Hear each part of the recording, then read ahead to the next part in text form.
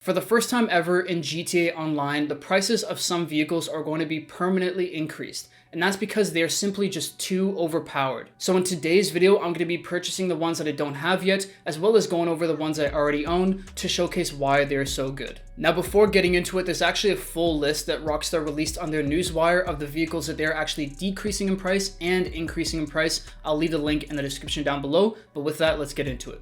So in total, there are 8 vehicles that are increasing in price, but I'm not going to purchase 2 of them because I think they're just overpriced, to be honest.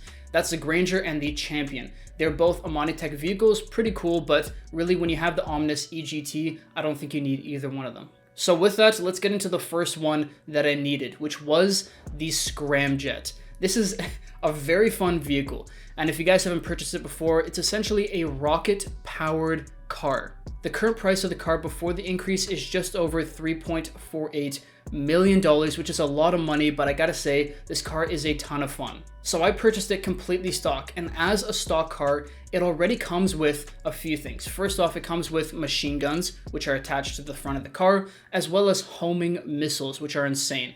Now, of course, they're not as good, I don't think, as a car like the Vigilante, but they are very good, and to get those for completely free is a massive bonus. But of course, the best part of the car, at least in my opinion, is the fact that 1, you can use a jump, which essentially just springs it up into the air at any point when you're on the ground. And then you have the rocket boost. And when you combine the two together, you can travel some crazy distance really quickly. All you gotta do is hit the jump, tilt the car up, and then hit the rocket boost, and you are well on your way. Now, it is relatively hard to control it while it's in the air, but to be honest, I don't really see this being a car that you're going to be using too much for practical purposes or practical uses. But I will say, if you were just driving around the map and you want to get from one point of the map to the next in a very short period of time, honestly, hitting the jump, using the rocket boost, and flying over buildings or over highways is really helpful. It just clears a bunch of the traffic that you'd normally have to deal with. And then of course, like I said, on top of that, the fact that you have the machine gun and the homing missiles makes it a really fun and actually at times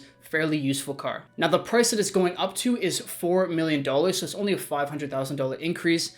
Is it a good buy at the current price, the $3.48 million? I would say yes, if you have a decent amount of money. It's a fun car and it can be relatively useful. Would it also be a good buy at $4 million? 100%. I don't think the $500,000 makes much of a difference for the Scramjet. So that was the first vehicle we picked up. The next thing we bought was the Deluxo.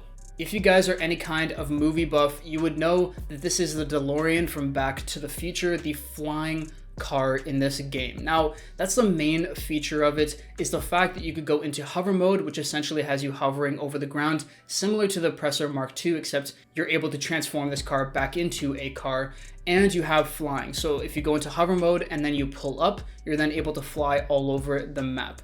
So that's a very cool feature of it. And I also have to say the flying mechanics are actually very good. This thing can turn at the drop of a hat, on a dime, at any point, at any speed, which is really nice. It doesn't go that fast, which could be a bit of a problem if you're trying to get across the map or from point A to point B, but it is a fun car to have. It is a cool looking car and a cool car to drive, but it's not the most efficient, if we're going to be completely honest. Now, the other thing you get attached to this car is, of course, machine guns and missiles. I attached the homing missiles to it. All you have to do is take it over to your MLC in your bunker, get the missile attachments, and you're good to go. Now, I gotta say, the homing missiles on this car are actually very good. These things track down really well.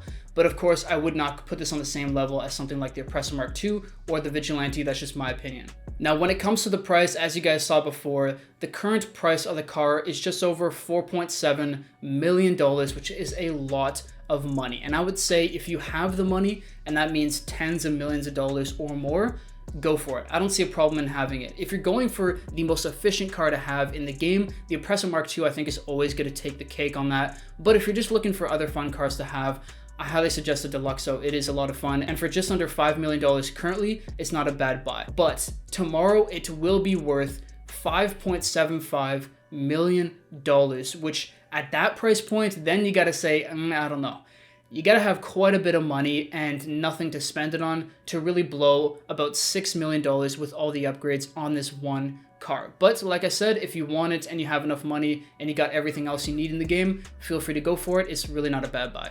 So far the first two vehicles were a ton of fun to get, and I would say fairly worth it, with the Scramjet being my favorite of the two. Now it is time for the third vehicle that I had to purchase, which was the Akula. This thing, I gotta say, I have never purchased it before, and I really underestimated how good this vehicle was. It of course is a helicopter, and we did need to purchase a hangar in order to store it in the hangar. So keep that in mind. If you don't already have a hangar, you're also gonna have to spend another couple $1,000,000 depending on the location and the upgrades you get with it. You'll of course need to get a workshop. But the stock price for the Akula is $3.7 million, which I gotta say, I think is quite undervalued for the kind of vehicle you are getting. And I understand the reason why they're increasing the price on this, and we'll talk about the increased price in a minute. But the Akula is a helicopter, and this thing has quite a few really cool features. Now, the first one is when we want to go customize it, of course, you could do a bunch of different things for it, but what we did get on it was the dual 50 cal machine guns, of course, as well as some homing missiles, which are great to have for both. But the thing that actually I found to be the most fun and the best part of this vehicle is the fact that you could essentially add carpet bombs onto this helicopter, and you guys will see in a future clip here. But we could purchase so many different weapons for this vehicle that I think it adds quite a bit of value to it. So we took it out for a spin. I used a machine gun and used the missiles, and they were pretty good. But like I said, being able to essentially carpet bomb places is insane. Now, the type of bomb that I chose, and as you guys saw, there's a few different options. I went for the final option, which essentially means that on impact, it explodes into multiple other explosions, or it sends out shrapnel. So the actual damage and the radius of the effect of that bomb is a lot larger than you may think. So I decided to take it out to the city and drop some bombs on the freeway. And I gotta say, it was insane, okay? You guys have seen the footage. The whole thing is shaking. My screen is shaking by how much force these bombs have on the ground below us. And I couldn't get the right angle to do it justice, so I actually recorded some footage, and you're seeing this here, where you get to see a better look at just how nuts and how much damage and destruction this helicopter can do. Now, of course, all in, we are spending millions and millions of dollars to get this, but I gotta say, this feature alone makes it a 100% worth it in my opinion. But that is not all, because the second feature, and this may be the most important feature of the helicopter, is the fact that you could go into stealth mode. And what stealth mode does is it removes you from the radar on the map, which is extremely helpful if you're something like a solo player or just someone playing in a public lobby and don't want to be hassled by anybody else. Go into stealth mode and fly wherever you want, and you won't be bothered.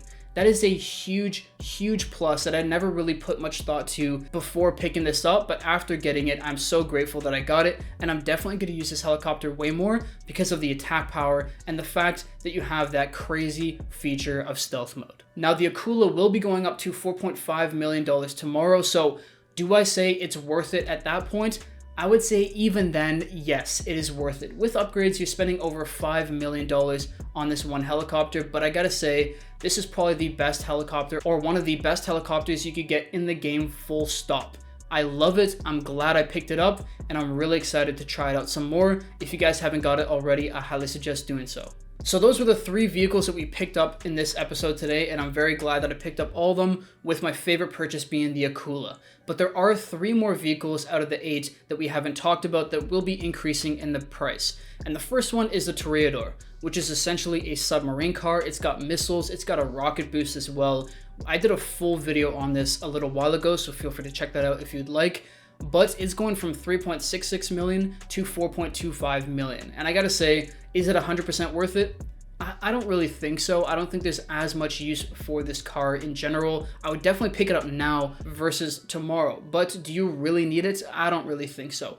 The cool feature about it is the fact that you can store it in the Kasaka, which could make the setup missions pretty easy, but you could also just buy the Sparrow helicopter for about half the price and do the heist a lot faster that way. So I don't know, it's a little bit of a toss-up. If you want to explore the depths of the ocean and you want to have a cool rocket power car, feel free to go for it, but I don't think it's a necessity. Next up is the Weaponized Ignus, which has quite a big price jump. It's going from $3.25 million to $4.5 million. That's a huge jump. And is it worth it? I don't know. First off, the Ignus, the car itself, is a great performing car and a great looking car.